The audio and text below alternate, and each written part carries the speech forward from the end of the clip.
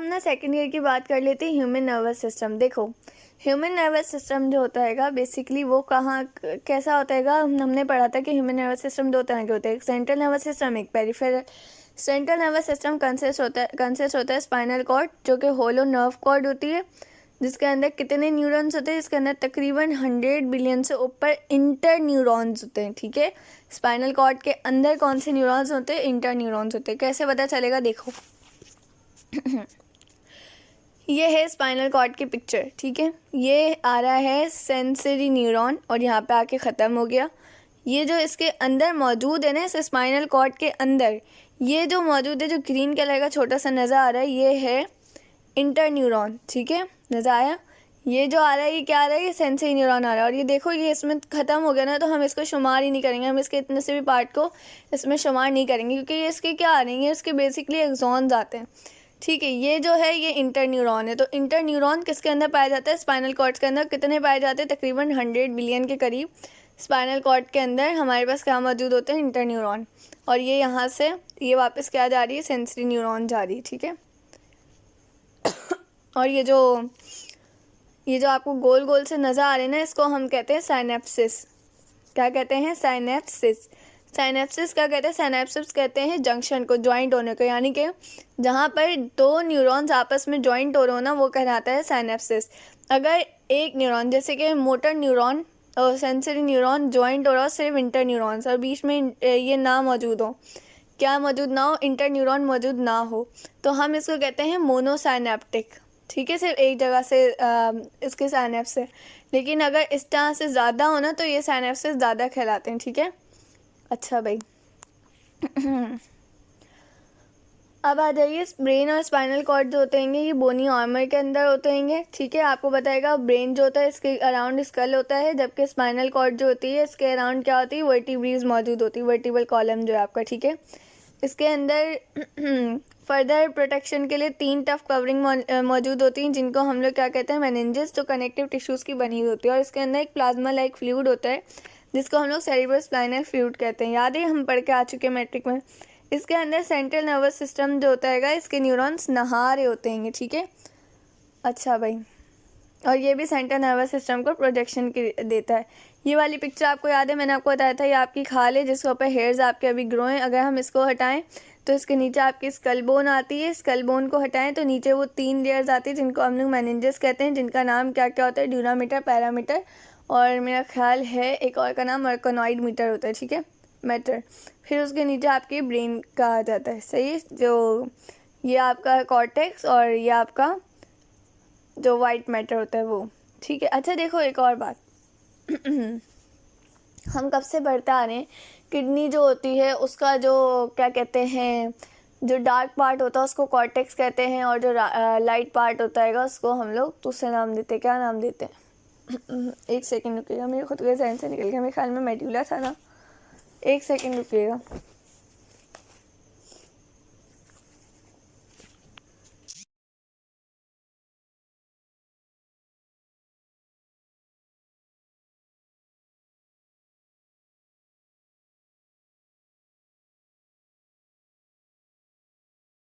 हाँ सही है, मेड्यूला ही था, मेरे जहन से निकल गया, क्योंकि ब्रेन का भी एक पार्ट कब से मेडुला ऑब्लंगेटा पढ़ा रही हूँ तो मैं आपको बता रही थी कि इसके अंदर एक जो होता है आउटर डार्क पार्ट होता है, जिसको हम कॉर्टेक्स कहते हैं, लेकिन अंदर वाले पार्ट जो लाइटर वाइट पार्ट है उसको हम लोग मेडुला क्यों नहीं कह रहे? ब्रेन के इतनी जगहों पे पढ़ के आ रहे हैं, क्यों नहीं कह रहे?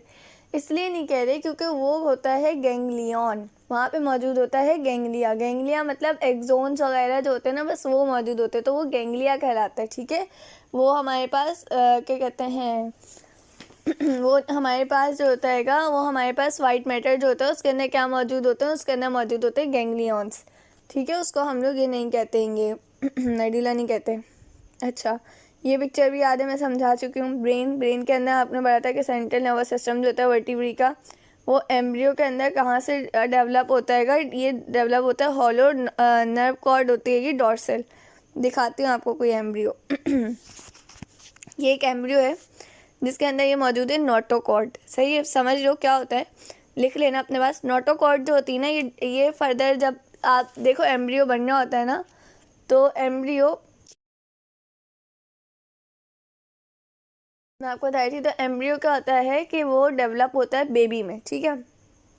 अच्छा भाई, एम्ब्रियो के अंदर सबसे पहले मौजूद होता है, आसान चीज़ से समझाती हूँ, गिल्स।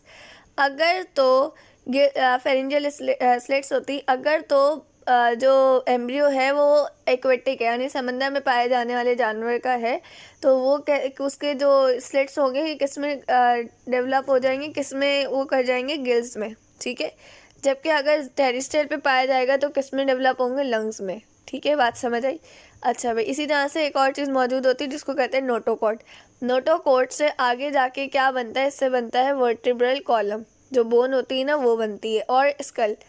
जबकि ये जो डॉर्सल हॉलो नर्व कॉर्ड होती है ना, ये क्या करती है, ये ना यहाँ से ना सूज जाती है, आगे वाले पार्ट से सूज जाती है और इससे बनाती है ब्रेन, और पीछे से ना ऐसे ही रहती है, बाकी सब पतला रहता है, जिससे बनती है स्पाइनल कॉर्ड, ठीक है। इस स्पाइनल कॉर्ड जो होती है ना, इस नोटोकॉर्ड के अंदर बंद हो जाती है। नोटोकॉर्ड पता है ना, वो मैंने आपको बताया था, वर्टिब्रल कॉलम और स्कल, ठीक है। ये बात समझ आ गई।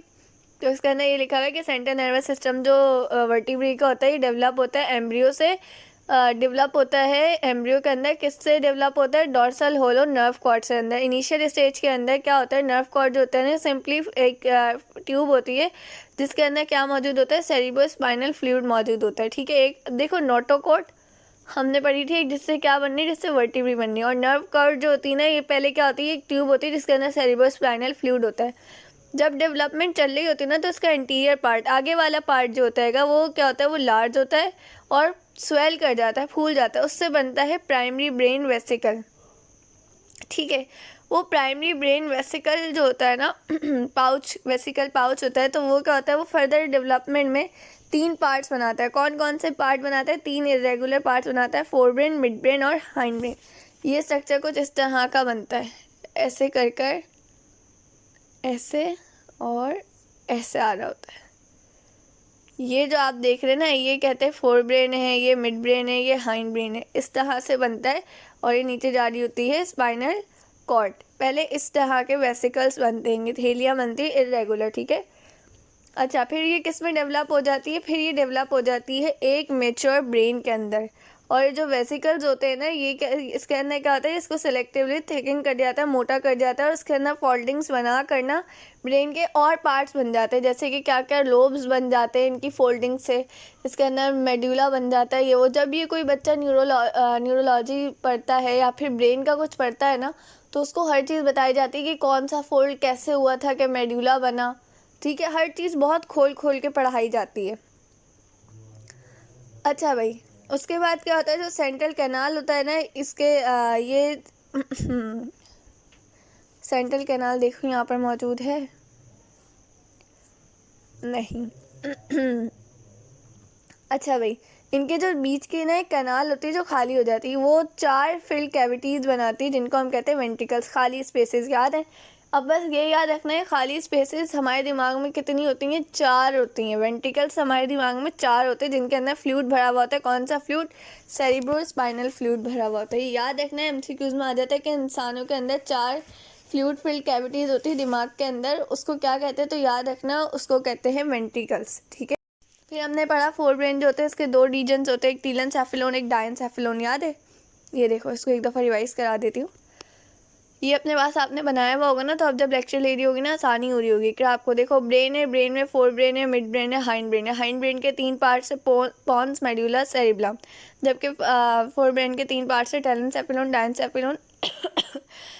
टेलेंसेफेलोन का एक और नाम है सेरिब्रम, और इसके 4 लोब्स होते हैं, frontal lobe, parietal lobe, temporal lobe और ऑसिपिटल लोब। जबकि डायंसेफेलोन के 2 फर्दर टाइप्स होती है, दैट इज थैलेमस और limbic system. Limbic system further 3 parts में डिवाइड हो रहा होता है, दैट इज हाइपोथैलेमस और एमिग्डाला और हिप्पोकैम्पस, ठीक है। टीलेंसेफेलोन जो होता है सेरिब्रम का, ये देखो, ये 2 हाफ्स होते हैं, और ये हाफ्स आपस में एक दूसरे से, एक चीज़ से कनेक्ट होते हैं, एक चीज़ से इनकी बात चली होती है, जिसको कॉर्पस कॉलोजियम पढ़ते हैं। ये भी हम डिस्कस करते हैं। एक सेकेंड को खोल लेती हूँ ना मैं पहले ये। अच्छा भाई, टीलेंसेफेलोन लार्जेस्ट पार्ट है फोर ब्रेन का। एमसीक्यूज आ जाता है कि फोर ब्रेन का सबसे लार्जेस्ट पार्ट क्या है, टीलेंसेफेलोन, जिसका दूसरा नाम सेरिब्रम है। ये 2 हिस्सों में डिवाइड हो जाता है, जिसको हम लोग सेरिब्रल हेमिस्फीयर या सेरिब्रम कहते हैं, ठीक है। एक हिस्से को यानी कि सेरिब्रम, वैसे तो पूरे दोनों पार्ट्स को सेरिब्रम कहते हैं, और इसके एक हिस्से को सेरिब्रल हेमिस्फीयर कहते हैं। ये एक हेमिस्फीयर जो होता है ना, इसके अंदर क्या क्या मौजूद होता है, इसके अंदर एक ग्रे मैटर होता है आउटर, जिसको सेरिब्रल कॉर्टेक्स कहते हैं, ठीक है। और क्यों ग्रे होता है, क्योंकि इसके अंदर क्या मौजूद होती है, सोमा बॉडी सेल बॉडीज मौजूद होती हैं। और इनर जो होता है वो वाइट कलर का होता है, क्योंकि उसके अंदर एक्सॉन्स मौजूद होते हैं। सेरिब्रल कॉर्टेक्स होता है वो लार्जेस्ट होता है और बहुत कॉम्प्लेक्स पार्ट होता है ह्यूमंस का, ठीक है।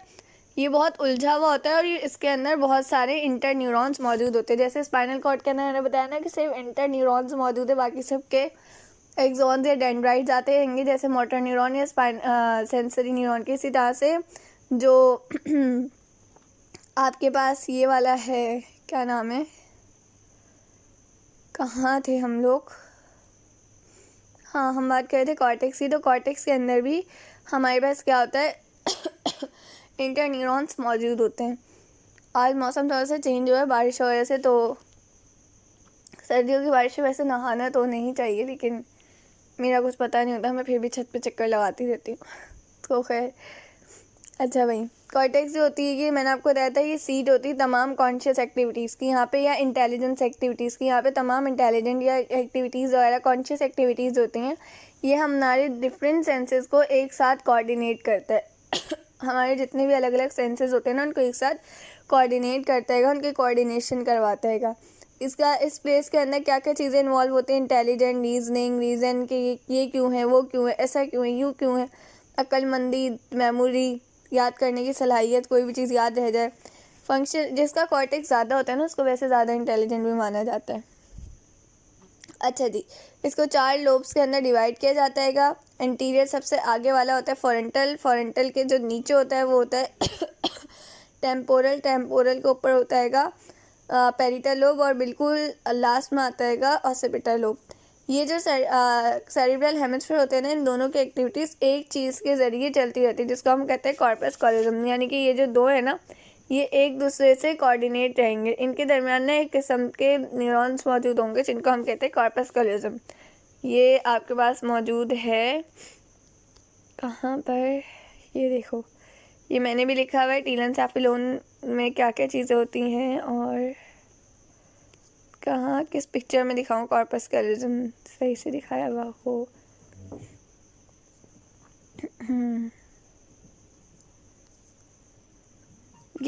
ये जो आपको ये पार्ट नज़र आ रहा है ना, ये पार्ट है कॉर्पस कॉलोजम, और इसके अंदर ये जो रेड कलर का पूरा पार्ट है कॉर्पस कॉलोजम है। ये देखो, ये ग्रीन कलर का पार्ट, ये क्या है, कॉर्पस कॉलोजम है, ठीक है।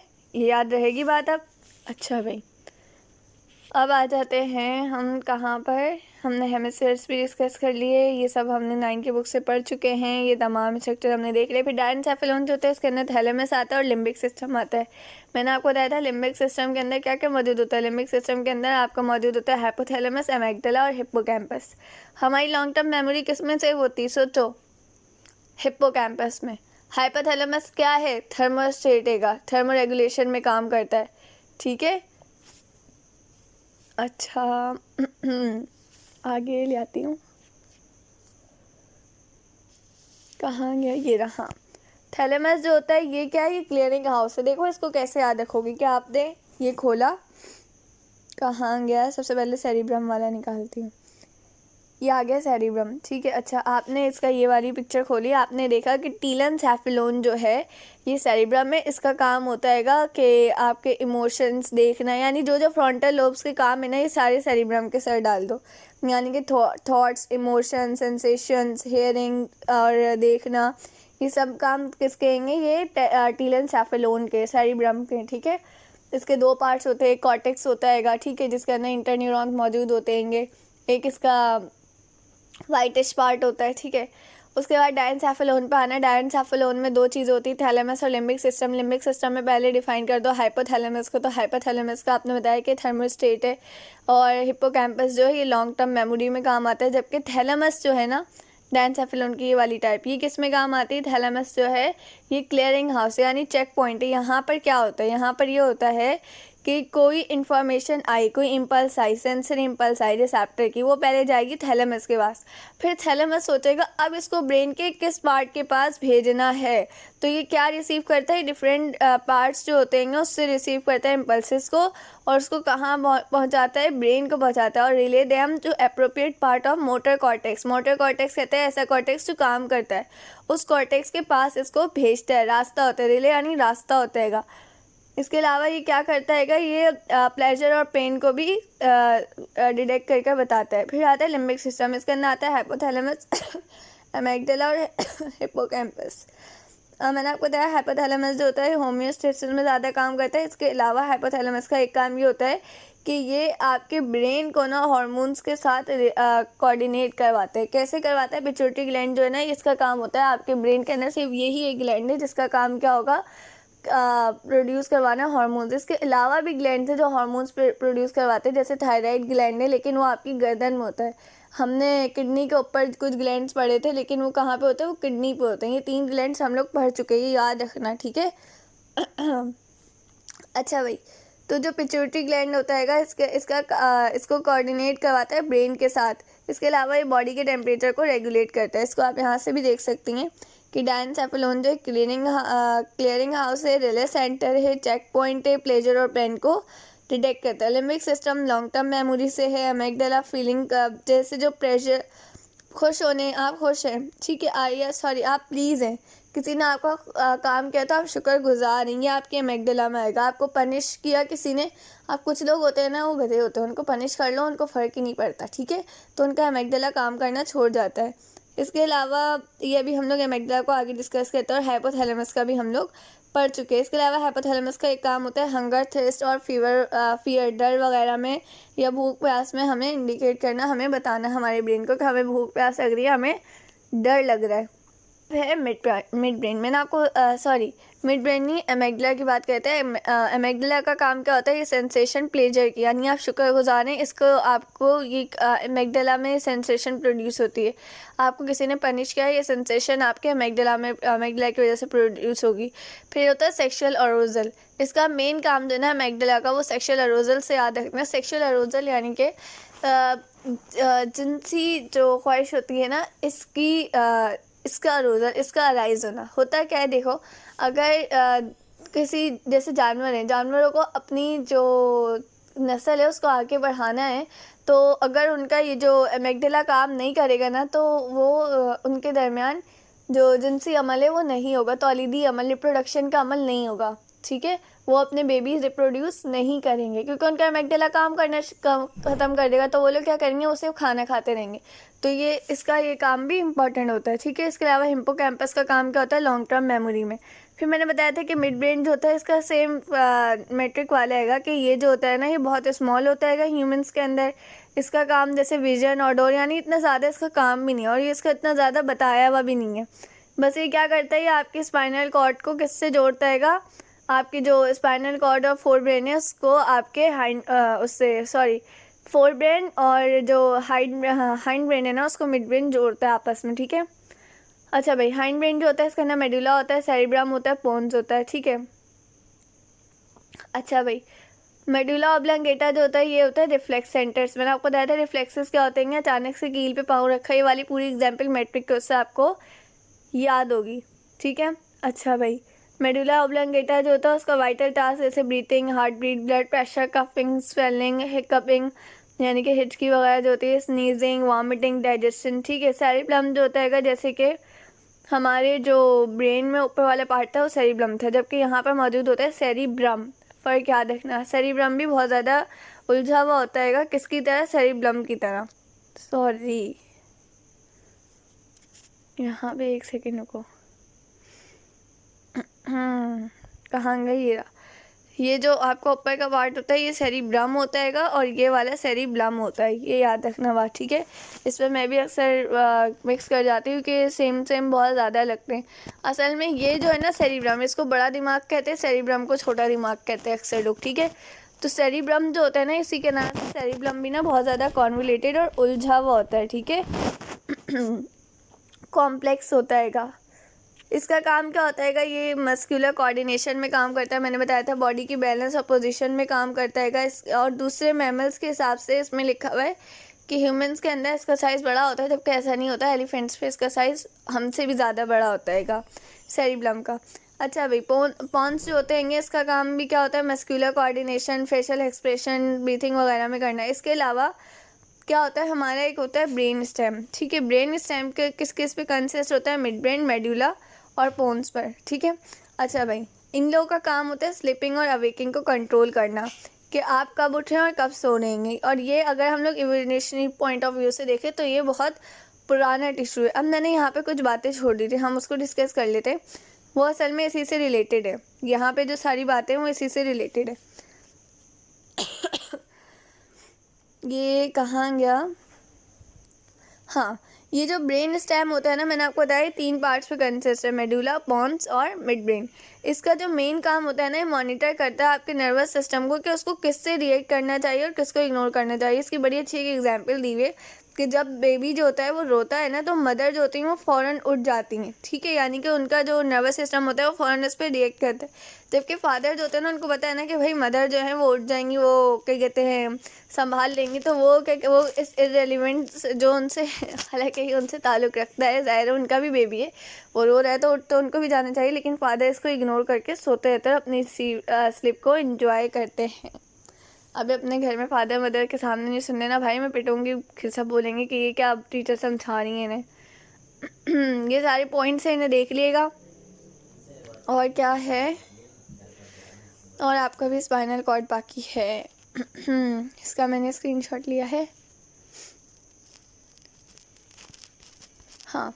स्पाइनल कॉर्ड जो होता है ये थिक वाइटिश नर्व कॉर्ड होती है, जो मेडुला के बिल्कुल नीचे से शुरू होती है और कहाँ तक जाती है, ये आपके हिप्स, जो क्या कहते हैं, एक तो ये थिक होती है, सबसे पहली बात ये थिक होती है, दूसरा वाइट होती है नर्व कॉर्ड, दूसरा ये मेडुला से स्टार्ट होती है, कहाँ तक एक्सटेंड होती है, कहाँ तक जाती है हिप्स तक जाती है, हिप्स पर जाकर ये वहाँ पर आपका जो वर्टिब्री वो ख़त्म हो जाता है, न्यूरल कैनाल, तो वहाँ पर ये भी ख़त्म हो जाती है। वर्टिब्री के दरमियान में मौजूद होती है ये, इसकी 2 रूट्स होती हैं, एक होती है डॉर्सल रूट और एक होती है वेंट्रिकल रूट्स, ठीक है। ये देखो यहाँ से समझना, देखो ये जो है ना, ये साइड है वेंट्रल साइड और ये साइड है डॉर्सल साइड। फॉर एग्जांपल आप मेरे सामने खड़ी हुई अपना फेस करके, ठीक है, मैं अगर आपकी वर्टिब्री देखना चाह रही हूँ तो पहले मैं आपके स्टमक की जो लेयर है उसको हटाऊंगी, फिर मैं आपके कुछ ऑर्गन्स वगैरह को हटा के आपकी वर्टिब्री तक पहुंचूंगी, फिर जब मैं आपकी वर्टिब्री को देखूंगी ना, उसको हटाऊंगी, तो मुझे उसका ये पार्ट नज़र आएगा, यानी कि ये आपका सामने वाला हिस्सा, और जो आपकी कमर के साइड पर वर्टिब्री का पार्ट है वो डॉर्सल बैक कहलाता है, ठीक है।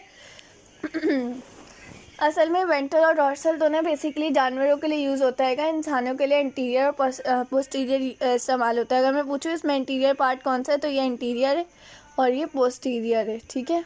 आप भी ऐसे याद रखिएगा, हमारी बुक में कुछ चीज़ों का फ़र्क नहीं है, जबकि जो क्या कहते हैं, ये फेडरल बोर्ड्स वाले ने इन्होंने इंटीरियर, पोस्टीरियर, डॉर्सल, बैक, इन सबको बहुत डिटेल में समझाया है।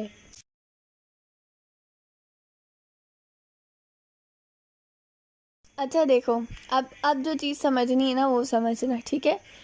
आपको यहाँ पर एक चीज़ नज़र आ रही है, ये है आपकी वर्टिब्री, ठीक है, और इसके अंदर ये बटरफ्लाई शेप के अंदर आपका क्या मौजूद है, ग्रे मैटर मौजूद है, सही है। इससे इसके पीछे साइड पर कुछ नर्व्स ऐसे यहाँ से जा रही होंगी, इसके पीछे साइड से कुछ ऐसे आ रही होंगी, ठीक है, और यहाँ के इसके आगे साइड से, यानी आपके जो वेंट्रल साइड है ना, यहाँ से कुछ नर्व्स ऐसे करके आकर यहाँ पर मिल रही होंगी, ठीक है। यहाँ पे एक गोल सा एक होगा, ठीक है, ये चीज़ एक गोल सी कोई चीज़ इस वाली नर्व के पास होगी, इसके पास नहीं होगी, सीधी बस यूँ जा रही होगी।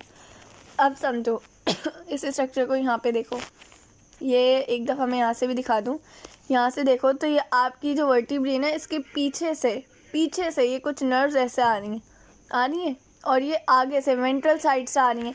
तो जो पीछे से आ रही है ना डॉर्सल साइड से, उनको हम कहते हैं डॉर्सल रूट, और जो पीछे से आ रही होती है उनको हम जो पीछे से आ रही होती है उनको हम डॉर्सल रूट कहते हैं, और जो आगे से आ रही होती हैं उनको हम क्या कहते हैं, वेंट्रल रूट कहते हैं। इस पिक्चर के अंदर यहाँ पे और अच्छे से नज़र आ रहा है, ठीक है। अच्छा भाई, अब होता क्या आएगा, जो डॉर्सल रूट है ना, इसको आप एक और तरह से पहचान सकते हैं। अगर मैं आपके सामने वर्टिब्री ला के रख दूँ तो आप डॉर्सल रूट को एक और तरह से पहचान सकते हैं कि उसका एक पार्ट ना स्वेल होता है, गोल सा एक पार्ट होता है इस तरह से, जबकि इसका पार्ट ऐसा नहीं होता वेंट्रल का। तो होता क्या आएगा, ये है रिसेप्टर, रिसेप्टर से आ रहा होता है ये सेंसरी न्यूरॉन। इस सेंसरी न्यूरॉन की यहाँ पे मौजूद होती हैं सोमा सेल बॉडीज़, जिसको मैंने आपको बताया था क्या कहते हैं, गैंग्लियन कहते हैं। जो सेल बॉडीज़, देखो अगर मैंने आपको बताया था कि ये कहाँ पर पाई जाएंगी, अगर ये सेल बॉडीज़ आपके किसी पार्ट में पाई जा रही तो हम इसको कॉर्टेक्स कहेंगे, लेकिन अगर ये किसी पार्ट में नहीं पाई जाएंगी तो इसको हम लोग क्या कहेंगे, इसको हम लोग गैंग्लिया कहेंगे। ठीक है, तो क्या होगा कि यहाँ पर बहुत सारी सेल बॉडीज़ मौजूद हैं, ठीक है, और उसके बाद ये यहाँ से दोबारा जा रहेगा, उसका एक्सॉन जा रहा है, ठीक है, सेंसरी न्यूरॉन का। एक्सॉन ने जाकर ये सारी इन्फॉर्मेशन रिसेप्टर की किसको दी, इंटरन्यूरॉन को। इंटरन्यूरॉन ने इसको किसको भेजा, इंटरन्यूरॉन ने इसको भेजा आपके मोटर न्यूरॉन के थ्रू। और मोटर न्यूरॉन की भी जो सेल बॉडी है ना, वो किस में मौजूद है, वो इसी में मौजूद है, वो आपकी इसमें नहीं मौजूद है। या आपकी जो वेंट्रल लूट है ना, इसके अंदर नहीं मौजूद है, बल्कि किसके अंदर मौजूद है, आपकी जो स्पाइनल कॉर्ड है ना, इसी के अंदर मौजूद है। ठीक है, इस लेक्चर को 2 से 3 दफ़ा देखोगे फिर जाके समझ आएगा। जब मैंने अपने टीचर से समझा था ना, तो कुछ 4 से 5 दफ़ा उनकी एक ही चीज़ को बार बार उनकी ऑडियो रिकॉर्ड कर ली थी और उसको बार बार सुना था, तब मुझे ये चीज़ समझ आई थी। तो आपको भी ऐसे ही समझ आएगी। ठीक है, अच्छा, उसके बाद ये दोनों एक जगह पे आकर ना मिल जाती हैं, इसको हम कहते हैं मिक्स्ड पेरिफेरल नर्व्स। मैंने आपको बताया था ना PNS, पेरिफेरल नर्वस सिस्टम। तो पेरिफेरल नर्वस सिस्टम में कुछ नर्व्स तो ऐसी होती हैं जो सीधी, जैसे एक नर्व आपकी आँख से आ रही होती है आपके ब्रेन तक, जो सिर्फ आँख और ब्रेन तक का उसका कनेक्शन होता है, उसको हम कहते हैं ऑसिपिटल नर्व, यानी कि ऐसी नर्व है जिसका काम सिर्फ ऑसिपिटल का है। लेकिन मिक्स्ड पेरिफेरल नर्व के अंदर क्या होता है कि सेंसरी न्यूरॉन आता है, फिर सेंसरी न्यूरॉन इंटर न्यूरॉन के पास जाता है, फिर इंटर न्यूरॉन से वो वापस से आती है कि मोटर न्यूरॉन के थ्रू। और सेंसरी न्यूरॉन और मोटर न्यूरॉन आगे एक ही ट्यूब से जा रहे होते हैं, बस वर्क इतना होता है कि मोटर न्यूरॉन किसी मसल या ग्लैंड के पास जाता है, और जबकि सेंसरी न्यूरॉन जो है वो किसी रिसेप्टर से आता है। तो इसलिए हम इसको मिक्स्ड पेरिफेरल नर्व्स कहते हैं। यहाँ पे आप देख सकती हैं। ठीक है, ये इसका सेंट्रल कैनाल है जिसके अंदर सेरिब्रो स्पाइनल फ्लूइड मौजूद होता है। अच्छा भाई, मैंने आपको बताया कि वर्टिब्री जो होती हैं इनके बाद डॉर्सल रूट होते हैं जिसके अंदर एक्सॉन्स आ रहे होते हैं सेंसरी न्यूरॉन के, जबकि वेंट्रल रूट्स जो होते हैं इसके अंदर किसके एक्सॉन्स आ रहे होते हैं, मोटर न्यूरॉन्स के जा रहे होते हैं। ये दोनों एक पॉइंट पर आकर मिल जाती है जिसको हम लोग mixed peripheral nerve spinal nerve कहते हैं। ठीक है, उसके बाद क्रॉस सेक्शन में देखें तो स्पाइनल कॉर्ड जो होती है इसके 2 एरियाज होते हैं, एक इसका आउटर वाइट मैटर होता है और एक इसका इनर ग्रे मैटर होता है, जबकि उसके अंदर ये थोड़ा सा चेंज था। ब्रेन के अंदर जो आउटर पार्ट था वो कैसा था, वो ग्रे था, और इनर कैसा था, वाइट। आउटर रीजन जो होता है वो कंसिस्ट होता है न्यूरॉन्स के ऊपर। ठीक है, आउटर रीजन के अंदर क्या मौजूद होते हैं, न्यूरॉन, जबकि जो अंदर वाले जो ग्रे मैटर होता है ना उसके अंदर नर्व फाइबर्स होती हैं, यानी कि इंटर न्यूरॉन यानी सेल बॉडीज़ मौजूद होती हैं। ठीक है, अच्छा भाई, जो मैसेज होता है वो सेंसरी न्यूरॉन से किसके थ्रू लाया जाता है, डॉर्सल ल्यूट के थ्रू। और डॉर्सल ल्यूट के जो सोमास होते हैं ना, ये सेल बॉडीज़ होती हैं, वो स्पाइनल नर्व के अंदर ही एक पार्ट में मौजूद होती हैं जो थोड़ा सा स्वेल हुआ होता है। वो स्वेल हुआ पार्ट हमने देखा था। ठीक है, यहाँ पे ये रहा, यहाँ पे मौजूद होती हैं, ये बात करेंगे लोग। अच्छा भाई, ये जो डॉर्सल रूट गैंग्लिया होता है ना, ये कहाँ पे लोकेट होता है, ये आपकी स्पाइनल कॉर्ड के बैक पर मौजूद होता है। ठीक है, हमने बात पढ़ी।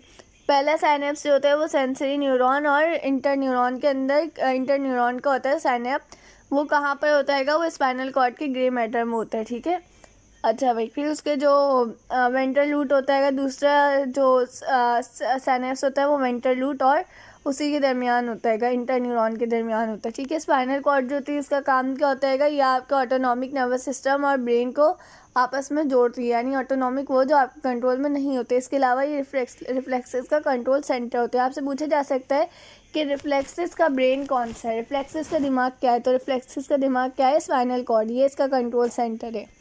यहाँ तक जो क्वेश्चन पूछ रहे हैं ना, पेरिफेरल नर्वस सिस्टम आपकी बुक में बहुत डिटेल में हैगा, तो जब मैं इसको पढ़ाऊँगी तो डिटेल में पढ़ाऊँगी। ठीक है।